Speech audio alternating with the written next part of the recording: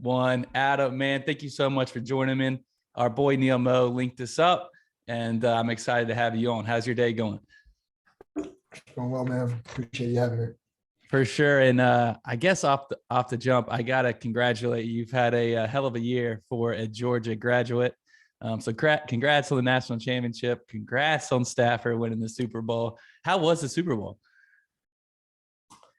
Well, the national championship was great. That was definitely well, I was in Indianapolis, so it was on another level in that respect. And then I was in LA for Super Bowl week. PrizePicks had a lot going on out there, but I did not go to the Super Bowl. But it was great to see a fellow Bulldog, a couple years younger than me, take it home. Yeah, I think Stafford is my age. Did you grow up in Georgia or a Bulldog fan? Yeah, I born and raised in Atlanta. Spent the first 30 years of my life in the state of Georgia, my dad played a year of football at Georgia, ran 4 years of track. So, kind of had that as a bit of a background. But ironically, because we were, lived in the inside of the perimeter in Atlanta, I actually attended a lot of Georgia Tech sporting events. But as I got later into my high school, career, I definitely realized that I would much rather prefer to be at UGA in the grand scheme of things. When I saw you graduated in real estate, was that at first your idea of what you were going to be getting into? That was all a matter of just kind of being a bit of my family background. My dad, was, at least my naive perspective was that he was in commercial real estate. In reality, what he was a reporter on commercial real estate transactions. So he was more of a journalist. And that realization, unfortunately, didn't set in until after I had probably become a real estate major. My mom was also a residential agent. And then my dad's company would throw a lot of commercial real estate events. So I had a good network going in of folks in the commercial real estate market. In Atlanta in particular had a booming commercial real estate sector. But yeah, so I majored in real estate, but I also did 2 certificate programs. One was the music business program that we had just started up at Georgia.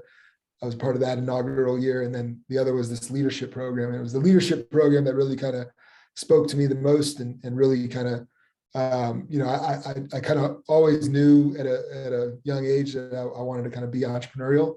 Mm-hmm. And so being able to kind of learn about leadership and how to lead teams was definitely something that was one of the things I probably took most from college.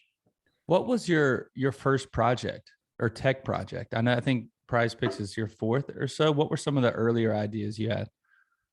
Yeah, first tech startup was in the music space. It was coming out of the music business program. We had a startup called Go Rank 'em, which was essentially we described it as a Wikipedia for music discovery, or the Cliff Notes for the catalogs. So if you wanted to check out a new artist but didn't know where to begin, we basically had 500,000 artist pages. We had all their catalogs listed. All the fans would go in and rank their favorite songs. We would aggregate the collective opinions and then essentially help uncover the best songs or even the hidden gems from each artist. So instead of basing your exploration of a new artist off of commercial popularity, which was typically how iTunes or even Spotify listed it, ours would be listed purely based off of what the fans of the artists would say are the best songs, which was a very different list, especially when you're talking about certain artists. So did that for the first couple of years, or I did that before I graduated my 5th fall, and then did that for the first couple of years out of school. What was that called? Was it an app or a web-based? This was smartphones. I graduated 2007. Yeah. Smartphones came out around then, maybe 2006, I think. And so this was web-based out of the gates. We were gonna build an app in 2010, 2011-ish, but we were also at the end of the line with that project, and so we just never got there. But I still believe in the premise. I still think nobody's really sounds sweet. Nailed that to date. So it is something that I may want to resurrect at some point, but I just know better than to make it a for-profit venture. So it's something that I've actually talked about wanting to hand off to the UGA Music Business Program, because I know they're looking for stuff for their students to be focused on and have some real world experience. So it's it's definitely a passion project at this point in mine.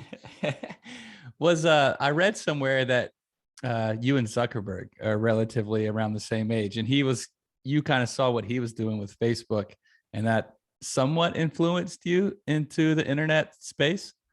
Yeah, I mean, I imagine he's a lot more of a techie than myself, but I definitely took note of. We were in the same fraternity. I mean, he was at Harvard though, and obviously he dropped out. But he was a year older than me, maybe even only like 8 months older than me. And I said, man, if this guy can do this, why can't I? And even though obviously I didn't have any technical background, I wasn't, in school for anything engineering related. But what I did know is that I used to read a lot of like TechCrunch and stuff back in the day that was tech centered and or startup geared, and one of the things that would resonate for me is every good startup kind of starts with a hacker and a hustler. And so I also quickly, recognize that the life of a solo founder is not necessarily the best one. So always good to kind of have a confidant, somebody who can kind of be on the journey with you. And I was fortunate enough to meet a co-founder of mine on GoRankum that we have now been a part of 3 different ventures together. And now he's our lead engineer at PrizePicks for what it's worth. So very cool. And I was going to bring up your team, and we'll still talk about your team later. I read about a project, I think it was called SidePicks. Is that right? SidePrize. Yeah. SidePrize that you had, and you talked about this day where you were going up and you're going to look for a bunch of investment money. Then on demo day, kind of some big news breaks about the fantasy sports world. Tell me about that day and what y'all were going through, then the aftermath after that. Yeah. So this is 2015. SidePrize, I'd gotten into the fantasy industry back in 2014. The premise of SidePrize was that there's a lot of people out there, tens of millions of sports fans who play in fantasy leagues, and within those fantasy leagues, not everybody wants to wait till the end of the season, or your team starts out 0-5 and you're not very interested in the season. But so what SidePrize did was allow you to make side bets with your league mates. And in the summer of 2015, we won a number of awards. We also got accepted. We had applied and got accepted to the Dodgers Accelerator Program out in LA. And so there were 6 of us. We went out there, basically all locked in a place in a 3-bedroom. So we were just kind of had a condo in Marina Del Rey, and we're going to work in Culver City, and we did a 3-month program. It was great, and for a month had been practicing for the demo day, and then it rolls around, and that summer, in early fall, fantasy sports was on top of everybody's mind because FanDuel and DraftKings were raising hundreds of millions of dollars, and it was this super hot sector. And we were kind of the emerging kind of startup that was getting recognized, through awards and stuff. And then fast forward to demo day, and things had started to turn for the worse before then. But it was on demo day where I'm in the dugout of Chavez Ravine, the Dodger Stadium, and somebody tapped me on the shoulder and they said, "Did you hear what happened in New York?" And this is like 2 hours before I'm going on stage. I think we're still practicing and whatnot. I was like, "I don't know what you're talking about." They said, the New York AG just said this is all illegal gambling. Dang. And I was like, "Oh, great." And so, I had a line in my pitch that was something like, you may have heard a thing or two about, daily fantasy this fall or even this afternoon. So I had to call an audible, add a little something in there because, it was Wall Street Journal, New York Times type news that day. And we were hoping to come off stage and it was 1,000 sports business professionals and investors in attendance, and hoping to come off stage and, get 7 figures of investment, or at least, get some strong leads. And literally coming out of the program, we raised $12,500, one check from one gentleman. And long story short, nobody wanted to touch the industry with a 10-foot pole. So, we came back to Atlanta, we had to scale down instead of scaling up. And it was just, hang on for dear life in the industry. Tell me how that would work. Would you, like with Side Prize, all these fantasy leagues, was it somehow connected to say like NFL.com or like your ESPN team? How would they know which team you were bringing in to Side Prize? Yeah, we built the kind of hooks into Yahoo's fantasy platform and ESPN's fantasy platform, so we could pull in your league and the details, and then we also were able to follow when the winners and the losers were decided, or at least what everybody's team scored on a weekly basis. So then we could basically also from there handle payouts. So if we decided to place a side prize, you beat me, that money, instead of you having to chase the money down, the money just lands in your account without you making a move. And so that was the original, in a sense, like it was a more custom fitted version of Venmo. It's like we could place a side bet and then try to do the transaction over Venmo, but you would have to remind me my money or whatever. So this was taking out all of those hassles and just trying to simplify the process. Dang, very cool. I mean, as you think about it, in all the fantasy leagues, like you said, some teams start out and they suck, but it's still like, hey, I bet I'm going to beat you this week. You know what I mean? So you say you get done with demo day, like nobody in the industry, right, wants to touch or invest. What was the next couple months like? And when did you start getting the idea for PrizePicks? And was that the next idea? So it was brutal in fantasy sports for anybody that was, especially in daily fantasy, for end of 2015, 2016, and then into 2017. And we tried to give it another go the following fall. That we just had next to zero money to really make much progress, but we made some level of progress. And then 2017 rolls around, everything's super slow. I did see an opportunity to kind of help some of the content providers source customers for some of the betting operators or online gambling operators in New York. So it was a very different type of business than what SidePrize was, but that was one thing I was working on. And then I also separately had a different business concept. Actually, I had two different business concepts that I was dabbling with the first half of 2017. But then word comes out in the summer that the Supreme Court's going to take up the case, the New Jersey sports betting case. And I had definitely recognized, leading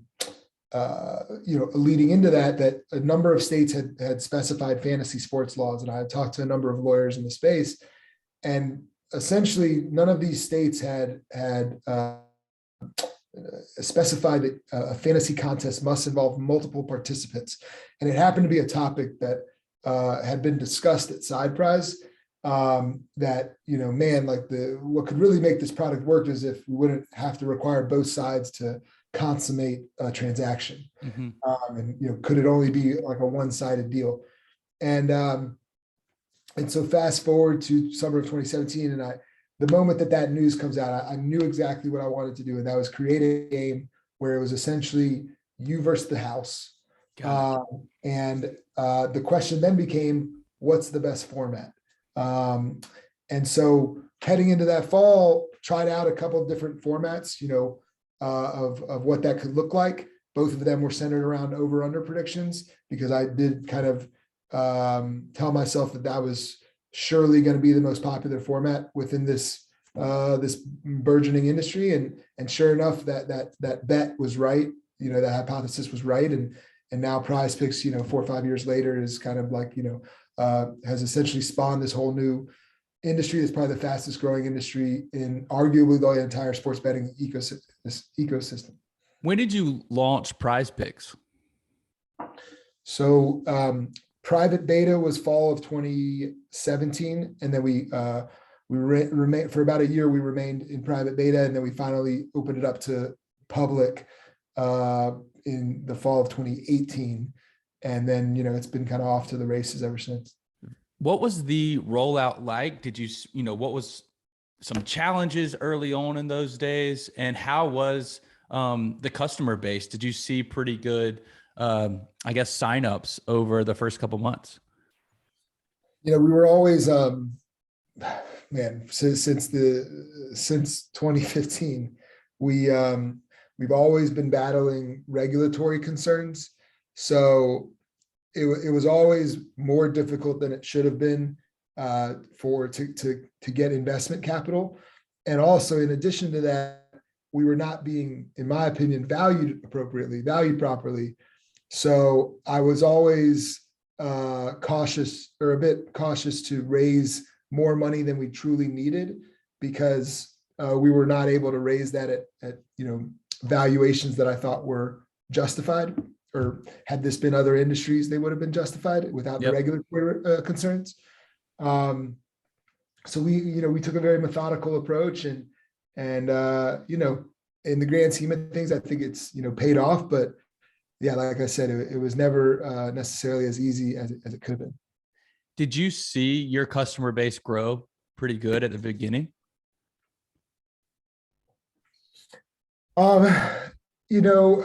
Nothing crazy out of the gates. I think, the big jump was this past fall, where we kind of 10x'd our spend compared to what it had ever been before. But, prior on marketing, prior to that, what did you 10x on? yeah, I mean, we just opened up some new channels, such as, linear TV and OTT advertising. We had filmed a TV commercial. We really leaned into affiliate marketing, and we've got some big partnerships these days. And then, we just ramped up our social advertising. Our social advertising had been a kind of our earliest channel that we had activated. But we just, every channel that we had been doing got turned up a lot. And then we opened up a couple new channels, and everything has been coming in very encouragingly. Awesome. Talk to me about the website or the app. How does it work? How can somebody get on there and bet? I mean, I'm in one right now. I'm looking at, I got Victor Hovland and John Rahm. They both need to go under a score today at the opening round of the Arnold Palmer.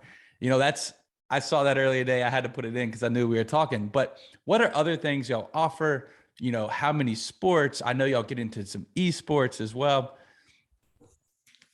Yeah, I mean, we're a mobile first, game. Definitely would encourage everybody to go download it from the App Store. We're a top 10 sports app oftentimes when you look at the rankings there. But yeah, I mean, we try to create. I mean, the concept of daily fantasy is a great one. Yeah, playing a daily sports game. I just always thought that operators like FanDuel and DraftKings had overcomplicated what the concept necessarily needed to be. So we wanted to kind of really dumb it down, make it as easy as possible for you to get in and get out in less than 60 seconds. And we went with the easiest prediction format, an over/under. It's a lot easier to understand than a money line, or a point spread. And then, because it's a fantasy game, it's all centered around players. And then, I think you were alluding to it, but we have a ton of sports that we offer, more than any other fantasy operator. Mm-hmm. So to your point, like esports is a big thing for us. You would not believe how many people play fantasy Counter-Strike on a daily basis. I describe it as kind of like the modern day horse racing, where it's what keeps the action seekers busy by day. And then, if they build their stack of money, they roll that into the night with the main events, NBA these days, college basketball. And I mean, we want this to be a part of your daily behavior, a part of your daily life. And for us, it's not just about the app. It's about creating an experience like around your sports viewing, whether you're at the game, whether you're at home. We're all about trying to kind of reimagine what that second screen experience should be like that complements your sports viewing. Yeah, dude, it's next level. And I was listening to you early on Jeff Gross's podcast, and you were talking about esports, and it resonated to me because I was thinking, COVID hits, all sports get shut down. Like, what are y'all going to do? Right. And then you mentioned esports. I was like, that's brilliant. All these gamers out there, and then go bet on it on PrizePicks. Was that the beginning of esports for y'all, or did you always have that in mind? We were lucky that our first professional league partnership was with an esports league called Smite, and they happened to be based up the road in Atlanta. And as an entrepreneur, you got to take advantages of all your geographic advantages that you can have. And it just so happens there's a big game developer up the road here. I'm sure anybody who's starting a business in Los Angeles would have similar access to even bigger game developers. And so we did a nice partnership with them. It was kind of like, it was a win-win opportunity, and it gave us a chance to really kind of figure out how to manage the risk associated with taking action on or in this case it was Smite predictions, but they're very similar to like League of Legends predictions. So post the pandemic, one of the first things we could offer was League of Legends, and fortunately we had the experience that we did the previous summer, because the first probably 3-4 months of that partnership we were getting crushed. We did not know how to manage it, and then we finally turned the corner towards the end of the season, and I think we kind of felt good about it moving forward. But had we not had that experience, I think we would have. It's one thing to offer it; it's another thing to offer it and be able to turn a profit, or be able to not just get completely crushed. Yeah. And so, in addition to the different esports that we offered, or at least for a while, it was a lot of esports. It was iRacing when Dale Earnhardt Jr. is like on his kitchen counter and doing that, and we were able to supply action on that. But then we also, the first thing as far as baseball goes is the Korean baseball league is first up. So KBO was big on ESPN, and it was big on PrizePicks. And then, I think I'm trying to think, was it post pandemic? Yeah, I think post pandemic, like the American Cornhole League was all over ESPN, and their president was really wanting to find fan engagement products. And sure enough, we linked at the best time possible. He needed us, we wanted them, and did a partnership with the American Cornhole League. And and nowadays I think they went out and got a big contract with CBS Sports to continue broadcasting their stuff. So definitely had to get super creative coming out of the pandemic. But yeah, it was pretty brutal for a week or two stretch where all sports turned off around the world, everybody's scrambling. That was all of our revenue. And we were not a VC-backed business. So, we had to get very creative and really kind of hunker down. And sure enough, we came out stronger for it. Very cool. What's the most popular sport people bet on? So in traditional sports betting, it's NFL, but at PrizePicks and with our game format, it's actually NBA. And I think that's due to a couple different factors. I mean, for one, we like to say it's a star-driven app. Number two, people like to cheer on a lot of points. So whether they're cheering on LeBron James, Joel Embiid racking up points, rebounds, assists, it's a lot more engaging than, let's say, Major League Baseball, where you're cheering on over/under. Will this guy get a hit over the course of the game? It's a lot less engaging, and obviously he's only batting 3 or 4 times over the course of 3 or 4 hours. But yeah, so NBA is super strong. NFL is right behind that. As I mentioned earlier, Counter-Strike, people taking action on over/under of number of kills, and they go to Twitch to watch these events, these pro gamers. You would not believe how much adoption we get for that. That's crazy. Once again, I think it's a testament to how we have this part. It's a part of the daily behavior for a lot of people. One of my favorite things is when people say, I used to spend all this time on Instagram, not really doing much other than being a consumer of things that were coming to them. And now they're putting action in on PrizePicks, and they go to our Discord community. They talk about their picks, they sweat it out with others in the community, and they celebrate when they hit. And that's exactly kind of what we're trying to create, all around PrizePicks. Is there a player in the NBA you see the most action around? Obviously it's different year to year. One thing that I thought was interesting was we had some very interesting data last year where Nikola Jokic became the MVP, but he plays in a relatively smaller market, and ESPN I think only started talking about him as a real contender as of maybe February or March, but our data suggested that he was a real contender and people were riding him in a big way as of like December, January. So there may be a day where we've got such valuable data that we're sitting on that the media companies may want to actually create some content based off of things that they could see behind the scenes in terms of consumer, sentiments and whatnot.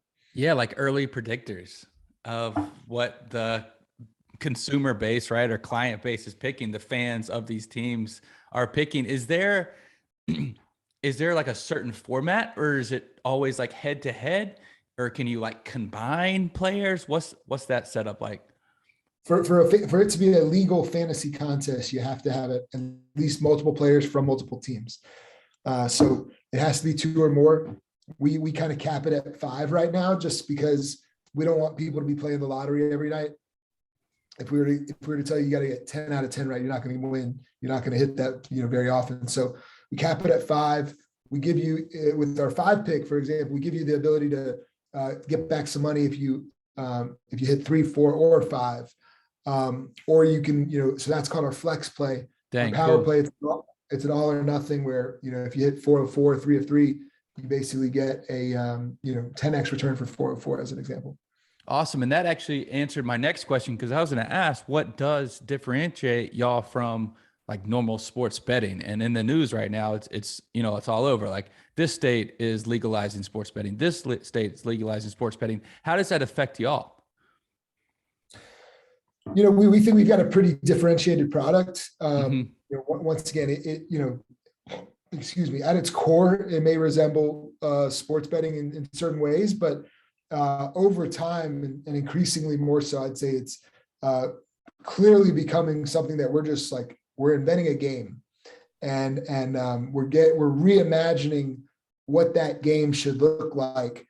And we took what was a high margin business from the sports betting world and basically kind of put that at the core, but then built around that with with everything we're adding.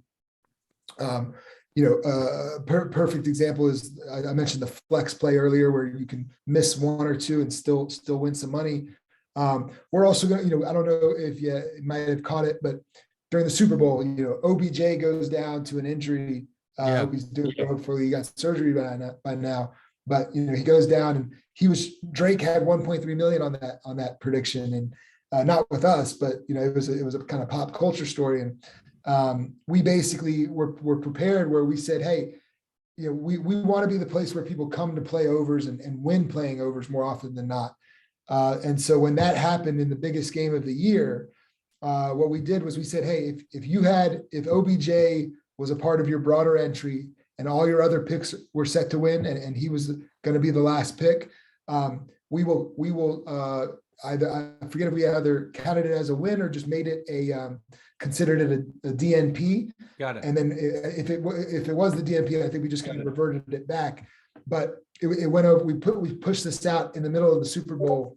We were kind of on top of it, ready to go with our kind of command center operation. And next thing you know, it was super warmly received by all of our customers. And next thing you know, like, they're asking everybody else, well, why don't you do this? Well, PrizePicks is doing this. And I would say, look, because it's not what traditional sports betting operators do. Yeah. Once again, we're reimagining what it should be like. That sucks. If you had OBJ and he went down to an injury in the biggest game of the year, it shouldn't come down to the injury. It should come down to what's appropriate here. I made the right pick. I made a good pick.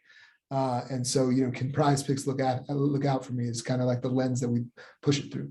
Dang, I bet a lot of bettors were loving betting with y'all that day, or working with y'all that day. Is there a competitor in the field in this fantasy sports world?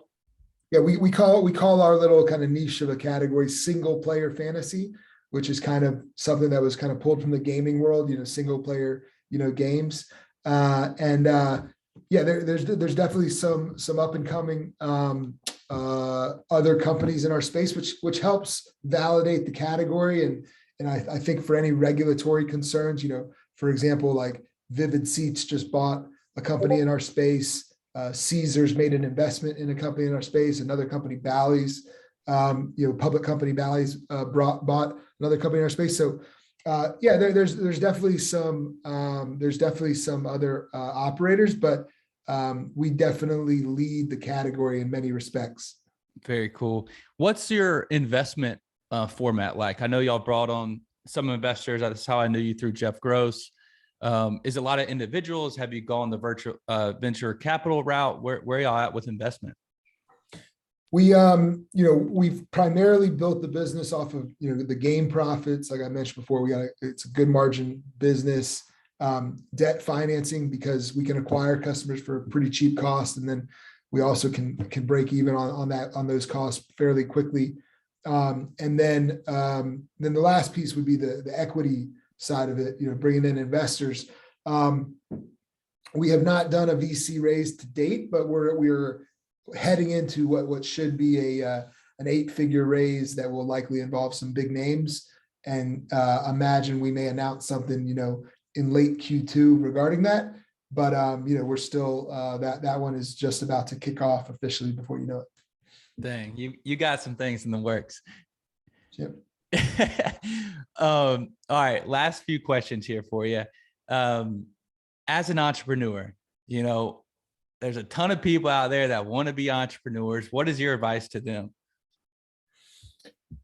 I think that the first thing I'd say is not, everybody's got to recognize, are they the kind of creative entrepreneur, or are they the replicative entrepreneur? There was an Arizona State study that I always point to from, I think it was about 2010, 2011, and they kind of distinguished the two types. And, I definitely have that kind of creative gene, that entrepreneurial DNA, where most of what I've ever pursued were, concepts that had never existed before. Whereas, if you want to create the next coffee shop or the next bar, you can do just that and make it very successful, especially if you're bringing it to a location or a geography that has never experienced anything like that before. So, all you got to do is just keep looking around. Look around at the world around you, and then as you travel around, I'm sure the ideas, the light bulbs will go off when you just see, once again, you take what one city's doing well and apply those concepts to another city. That's the easiest way to be a successful entrepreneur in my mind. Love it. All right. And last question. Actually, I have one more too after that. But what's the coolest experience you've gotten through working in this sports world, man? I bet you gotten to meet so many people. Like, you've already talked about being, the Dodgers stadium. What's the coolest moment that you've gotten to experience? Yeah, one would be, I think it was the first day of the Dodgers program. This was still 6-7 years ago. Magic Johnson rolls through the building and, meets a number of the CEOs of the company. So that was definitely a cool moment. Got a great picture out of that. And then, just especially being able to have a business that has focused, on Atlanta and the state of Georgia as a big priority. There's definitely been perks about partnering with the hometown Braves and the Falcons. Braves, that have been nice. Yeah. So, we were able to, I bought a ticket to the World Series, Game 5 or whatever, a couple months back. And sure enough, our partners at the local sports talk radio station invited me and my friends, who also happen to be some of our PrizePicks customers, to their box. And to be able to watch a World Series, game from the box. I mean, those kind of experiences, are a bit priceless. And it's just obviously when you're spending money with people that can provide nice perks, it surely doesn't hurt. Very true. Do you have to get a partnership with each league to have their sport? No, it's not necessary, but there can be certain benefits of having official license partnerships with the leagues, and as you get to certain levels, it's increasingly relevant. Gotcha. All right, man. Well, Adam, thank you so much for your time. Where can people, obviously PrizePicks, go online, but where do you recommend they find your app, all that good stuff? Yeah, in the Apple store, it's PrizePicks. Same with Google Play. You can also go find it online, prizepicks.com. I am at the Word Painter is my social media handle. It's actually a music reference that people don't often pick up on. March Madness, NBA playoffs are around the corner, so hopefully, that's right. can't promise baseball is going to be here right away. I know, dang. So, but basketball once again is a great product on PrizePicks. So hopefully people can get a chance to pick it out. I'll also mention that anybody that signs up, I don't know if you want to give them a special code, but Sure. it's a with your up to your first $100 deposit, it's an 100% instant deposit match. So you put $100 in, you'll see $200 in your account right out of the gates. And They don't need to put any code. no, you don't have to put a code, but it's always easier for us to kind of track where people are coming from. So, you can feel free to mention a code to everybody as well. Very cool. I'll put a code in. We'll talk. I'll get a code, put in the show notes, put it in the intro. And I've been telling people, man, if we get a lockout, that means the Braves are just World Series champs longer.